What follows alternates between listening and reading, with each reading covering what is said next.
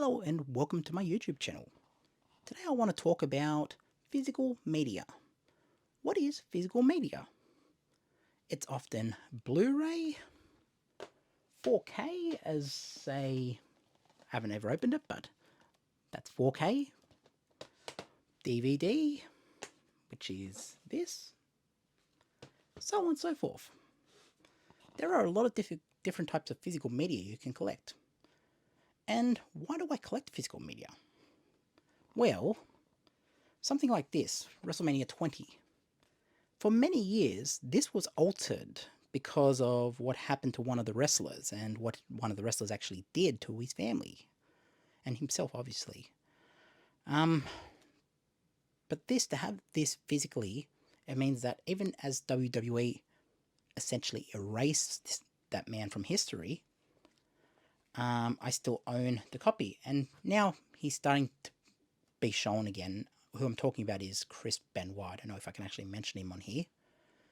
But that version I have in my hand there will contain it as it was originally intended to be seen. Now, there are changes to that release anyways. Like Victoria, when she came out to all the things she said. Great song, but I think WWE lost the rights before this DVD came out. So obviously that version of the event is not seen on the disc here. I also own a copy that I recorded off pay-per-view because it was one of the first pay-per-views I ordered. So I have a VHS copy that has the correct version of that. But either way, like, if I'm not too picky with it, I'm just going to watch the Blu-ray because I'm more or less there for the match. But what happens when things are just completely erased or don't fit the modern agenda of certain companies? Gone with the Wind, for example, there was a big controversy around this being erased from Disney and so on and so forth because of the views in this movie. Now, I personally am not a major fan of Gone with the Wind. I own it, I've seen it. Personally, it is a bit outdated in terms of views, but it doesn't have any less of a right to exist. I mean, looking back at history and why films were made back in the 30s, 40s, definitely Gone with the Wind is a good example. Like, it was one of the highest grossing movies of all time. Even adjusted for inflation, it's still up there in the top grossing movies of all time. And I definitely want to own a copy of it. And yes, owning a copy doesn't necessarily mean I endorse or in whatever it is. I don't give my support to the movie.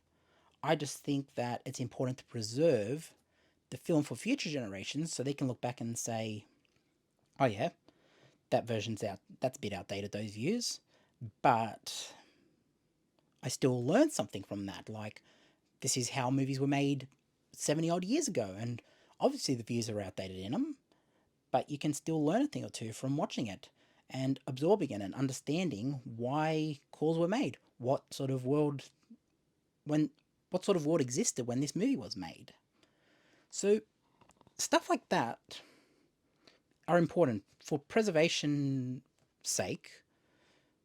I believe that it has a right to exist, and that's why I like a copy of Gone with the Wind in my collection, because it does mean I'm preserving the film. And for better or worse, yes, it does have outdated views on many different topics, which I don't know if I can actually mention on YouTube. But the fact that I've preserved a copy of it means that any future generations I choose to show the movie, we can watch it and then maybe discuss afterwards, okay, what worked for the movie, what didn't, like the modern setting for now, how do you look at it with modern views? Like, there are a lot of ways to look at that movie.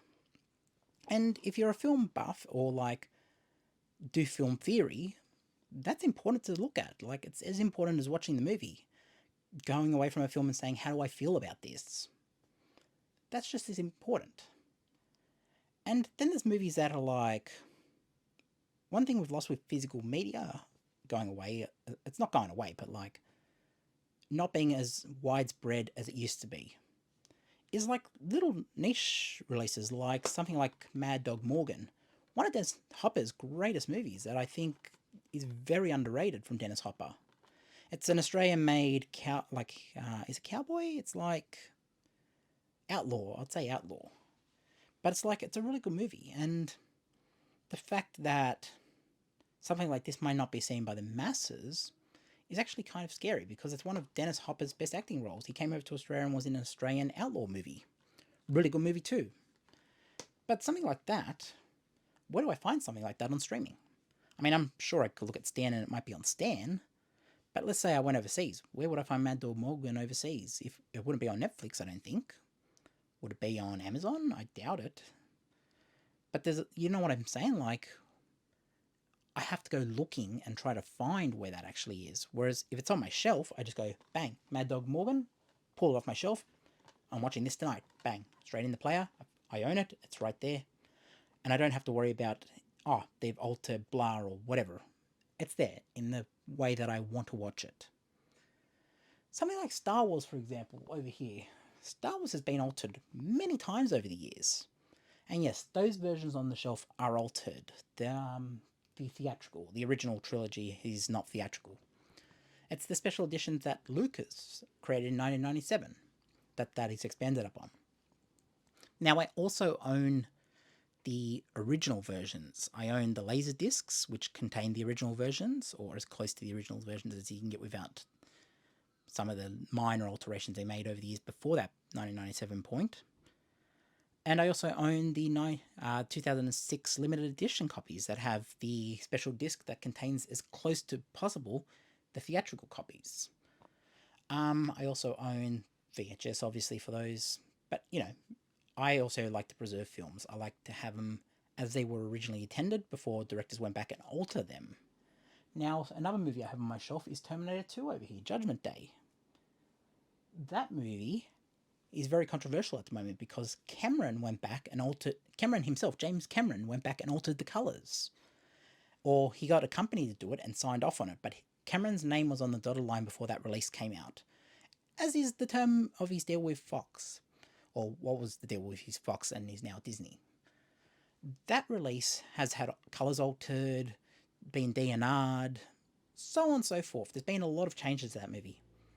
But there's a point of me that's like, okay, well, if that version exists, I mean, it's an alright version. I mean, if it was that or nothing else, I'd watch that version. But I still consider the Blu-ray copy, which is... Where have I got Blu-ray copy here? I've got Blu-ray copy here somewhere. Right behind me. Here we go. Let's grab that off the shelf. I mean, this isn't the best copy either. This is not the best copy either. But I think this is superior to the 4K version because it's still got those California sunsets in it. The colours are all still good.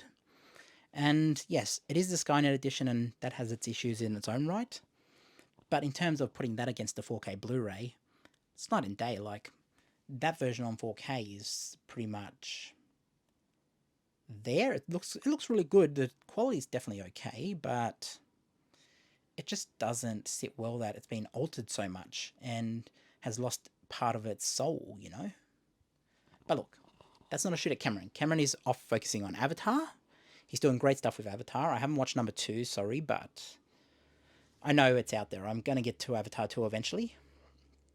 But the idea that we just kind of leave something that's so culturally significant in the hands of the director to continuously alter, it's a bit worrying. And that's why I like to own physical media, because this version over here, the 4K of Terminator and what he did for the 3D transfer, that's now the definitive version of that. That's what you find on streaming. That's what you find on everything. You can't find this version anymore except on physical. So there's that. I own that version. I can go back and watch the version that existed pre the 3D conversion. But, you know, this is why physical media is so important. Because you physically have a copy of the version you want to watch. And if a director ever goes back and wants to go change things or put new things in or put a rock in front of R2-D2, you can keep the version you like. And yes, I understand it's not for everyone. I mean, it's a lot to house all this Blu-rays and all that. It's a lot. But the idea that we exist in a world now where it's kind of being left as like you own nothing and you'll just watch what we tell you to watch. The algorithm likes to recommend what you want to watch. Back in the rental days, because I grew up in the rental days, you'd go into like a store like Video Easy, Blockbuster, or Civic Video. If you're in America, I'm guessing Hollywood Video. But like you'd go into one of these rental stores there'll be aisles of movies. You'd go up and down the aisles and go like, oh, okay, I want to watch. Oh, okay, Moulin Rouge. Okay, I'll watch a bit of Moulin. This looks interesting. Nicole Kidman, Ewan McGregor.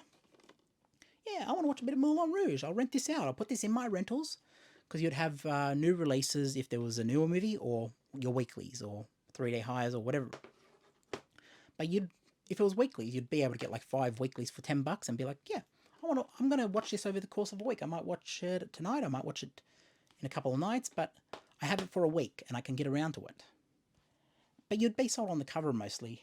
Something else like what else do we have on the shelf here? What doesn't get enough?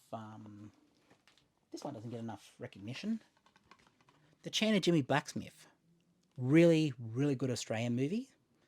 One of the best that have ever been made. One of the best stories. It's based on a true story too. But this is a really good movie. I don't even know where I'd find this on streaming, to be honest. Maybe Stan, but as I said, with Dennis Hopper, I don't really want to go looking for it. What version are you going to see on streaming?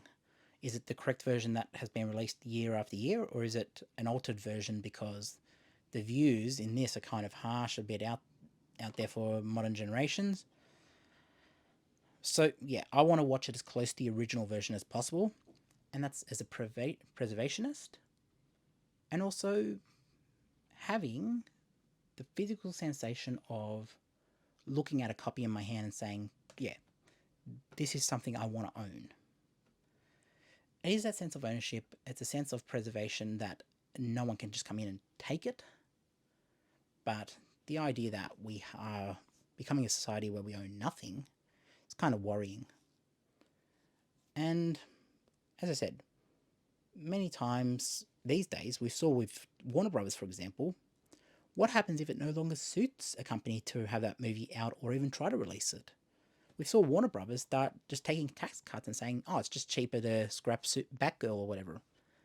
Yes, I'm sure Batgirl would have been horrible to watch, but it doesn't have any right not to exist. Like, many people worked on that movie.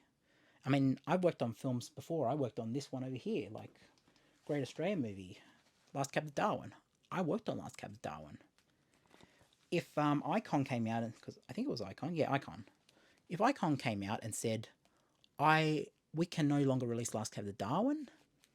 We are going to scrap Last Cab to Darwin, and it's going to be locked away in our vault, never to be seen again. Then I would be a bit angry as someone who worked on Last Cab to Darwin. It's like, well, what the hell? Like, I worked on the movie. I kind of want to show my friends and family this movie. Like, it's something I'm happy about. I've definitely talked highly about Last Cab to Darwin. I've worked on a couple of features, but this is the one I always mention because this is the one that got me my start in the industry. What happens if Icon decided, oh, you know what, it's cheaper for us to just do a tax cut and write it off? Obviously, as someone who worked on it, I'll be a bit annoyed. And that is what's happening in America at the moment. Movies are getting erased that people have put time and effort onto, people have acted in, people have put sound design in, visual effects, and just like that, they're erased, gone for a tax cut. No ifs, ands, or buts about it. It's just gone. It's erased, gone. I mean, I'm not the biggest fan of Twilight, but if they decided, oh, we're going to erase this film tomorrow, I'm not a big fan of it, but I would still be like, hold on one second. People like this movie. Why are we erasing Twilight? What's the deal with it? Like, it has a right to exist. And people have put time and effort into developing that franchise. And it's a scary thought to think of where we're going as a society with this sort of stuff. But the reason I collect physical media is because if society ever crashes or whatever, as long as I've got my physical media collection and I look after it, and obviously I just can survive a downfall of society or the internet or whatever, I can still watch this, and it's mine as long as I got power to my house and power to my TV, power to my Blu-ray player. I can watch this. It's mine. And yes, I can rip it to a digital form, but it's not the same fun of like looking at a cover and saying, I want to watch this. So that's the point I'm trying to get across. It's not for everyone, I get it. But for me, it's the right way. And that's what I like. And hopefully, If you feel the same about it, jump in the comments and maybe drop a like, and I'll try to record another one. Peace out.